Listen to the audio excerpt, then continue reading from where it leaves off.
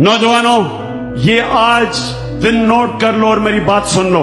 इस बात को अपने ज़हन पे डाल लेना, ये सारी जिंदगी याद रखना कि जो इंसान तसव्वुर कर सकता है वो हो सकता है। जो अल्लाह ने आपको अशरफुल मखलूकात बनाया है, याद रखें अल्लाह ने फरिश्तों को कहा था कि आदम के सामने झुको।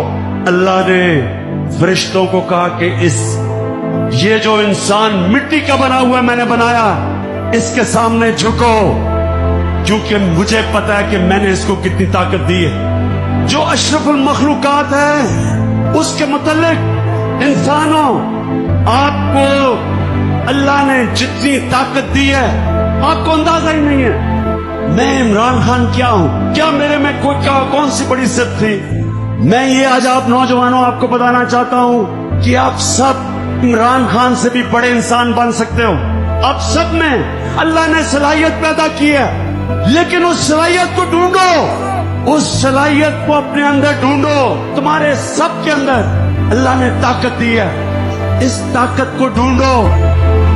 जब अल्लाह हमें हुक्म करता है कि नबी सल्लल्लाहु अलैहि वसल्लम के रास्ते पे चलो, शरीयत पे चलो, तो वो अल्लाह हमारे भले के लिए वादा करता है कि जब तुम उनके रास्ते पे चलोगे तो अल्लाह की नेमतें आएंगी तुम्हें।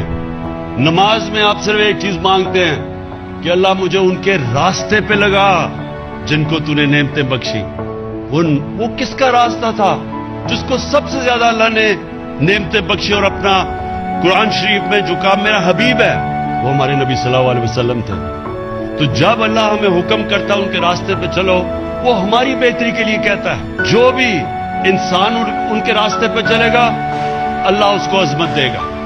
जो कौम मदीना की रियासत, जो उनकी सुन्नत है, उस पे चलेगी, वो कौम उठ जाएगी।